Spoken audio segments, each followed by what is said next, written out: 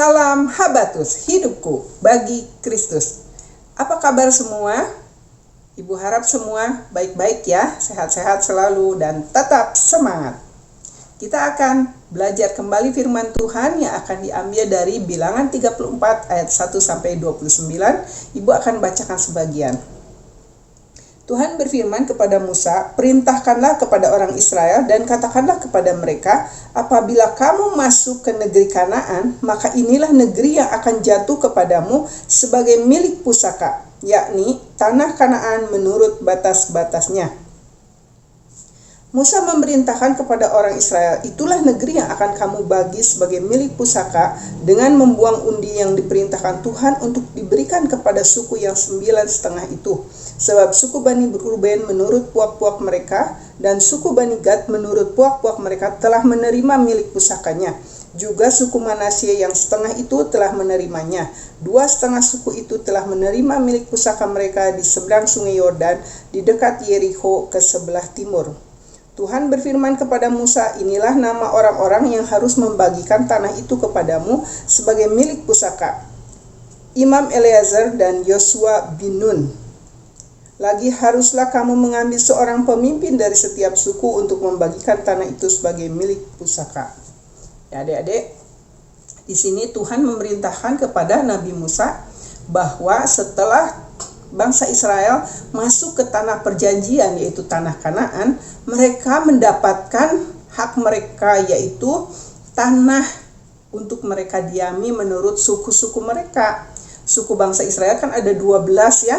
Nah, tapi tadi Tuhan bilang bahwa 2,5 suku yaitu suku Ruben, Gad dan sebelah yang Manasye setengah itu sudah mendapatkan bagiannya di seberang sungai Yordan. Jadi yang 9,5 lagi itulah yang nanti akan mendapatkan tanah pusaka dari Tuhan. Tapi tidak sembarangan. Jadi ada batas-batasnya, ada ketentuan-ketentuannya yang Tuhan berikan kepada mereka ya, supaya mereka tidak ribut, tidak berebut ya. Jadi ikutin yang Tuhan kasih ya, Tuhan berikan. Kemudian harus ada orang yang memimpin semua itu. Musa disuruh memilih pemimpin untuk mengatur semuanya. Jadi ya, untuk mengelola semuanya. Pemimpin-pemimpin yang benar-benar bisa dipercaya. Nah, saat ini kita akan belajar bagaimana kalau kita mempunyai sesuatu, mempunyai berkat yang Tuhan berikan kepada kita, maka kita harus kelola itu dengan baik, sesuai dengan aturan-aturan yang benar, sesuai dengan aturan yang Tuhan berikan lewat firman Tuhan tentunya. Karena kita yang tertinggi, aturan kita ada di dalam firman Tuhan ini, di dalam Alkitab ya. Segala kehidupan kita aturannya ada di sini. Jadi kita harus mengacu, menjadi pedoman adalah firman Tuhan ini, adik-adik ya. Misalkan anak-anak kecil dikasih oleh orang tua mereka nih makanan segini ya, ada berapa nih? Ada 6 ya, 7, ada 7. Nah, kemudian dikasih juga ini coklat misalkan. Nah, adik-adik dikasih nih makanan ya. Kemudian coba bagikan ke teman-teman kamu. Bagaimana caranya membagikan? Orangnya ada 10 misalkan. Nah, itu tadi ada ini, ada yang tadi ya, ada kacang misalkan. Adik-adik harus belajar lihat bahwa kalau anak-anak yang masih kecil, dia tidak akan bisa mungkin makan yang keras-keras ya. Jadi harus dikasih yang lembut-lembut mungkin ini ya. Jadi Andre misalkan, Andre nih dikasih sama mamahnya, kamu bagikan ke teman kamu. Tapi di situ ternyata ada anak yang kecil, adiknya teman kamu misalkan, baru umurnya setahun, dia belum ada gigi misalkan ya. Nah, susah kan makan Jadi harus dikasih yang lembut makanannya. Jangan semua dikasih yang keras ya, nanti bisa ketelek ya. Jadi keselak nanti. Kasih kacang misalkan keselak, nggak kuat ya. Jadi kita harus tahu kepada yang mana diberikan. Ada batas-batasnya. Adik-adik dikasih uang sama mama misalkan 10.000. Nah, kemudian kakak kok dikasihnya 50.000 ya?